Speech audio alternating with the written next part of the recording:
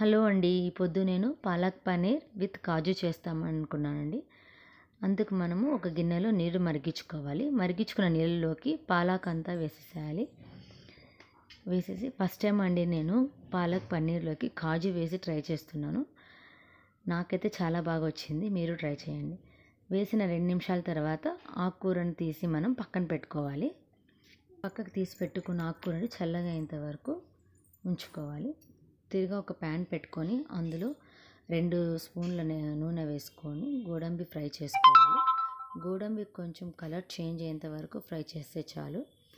దాన్ని తీసి పక్కన పెట్టుకొని తిరిగా అదే ప్యాన్లో మనకు కావాల్సిన మసాలా దినుసులు, కొంచెం గోడంబి, ఒక ఆనియన్, ఒక టమాటో, 2-3 పచ్చిమిరపకాయలు, మీ కారానికి తగినట్టు మీరు వేసుకోవచ్చు. దీన్ని బాగా ఫ్రై చేయాలి. టమాటో కొంచెం మెత్తపడేంత వరకు ఫ్రై చేయాలి.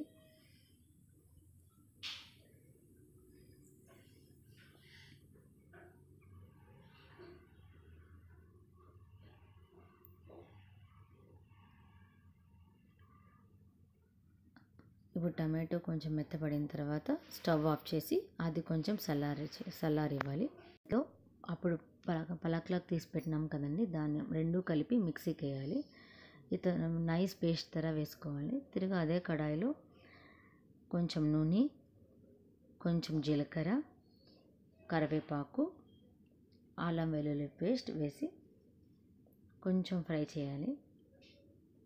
అల్లం వెల్లుల్లి పేస్ట్ ఫ్రై అయిన తర్వాత పసుపు, 1 స్పూన్ కారం, ఉప్పు తగినంత వేసుకొని కొంచెం మగ్గనియాలి. దాని తర్వాత మనము మిక్సీకి వేసి పెట్టుకున్న పాలక్ పేస్ట్ ఉంది కదండి, ఆ పాలక్ పేస్ట్ ఫుల్ వేసేయాలి.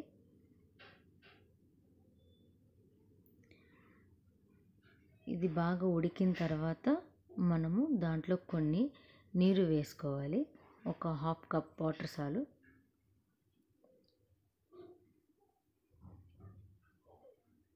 ఇది బాగా ఉడికిన తర్వాత మనం ఇందులోకి ఒక 200 గ్రామ్స్ పాలక్ చిన్నగా కట్ చేసుకున్నామండి, చిన్న బ్లాక్స్, అది వేసుకోవాలి. వేసి బాగా కలిసి బాగా ఉడికిన తర్వాత అందులోకి 1 table spoon cream, fresh cream ఉంటే ఫ్రెష్ క్రీమ్ వేసుకోవచ్చు, లేదు అంటే పాల మీగడ ఉంటే దాన్ని కూడా బీట్ చేసి వేసుకోవచ్చు. ఇదిగా 1 స్పూన్ కస్తూరి మేతి క్రష్ చేసి వేసుకోండి. ఇదిగా ఇప్పుడైతే అంతా వేసేసినామండి. కాజు లాస్ట్లో ఇంకా దించేస్తామనగా కాజు వేసుకొని ఒక 2 నిమిషాలు సిమ్లో పెట్టేస్తే పాలక్ పన్నీర్ కర్రీ రెడీ. మీరు కూడా ట్రై చేసి ఎలా వచ్చిందో చెప్పండి.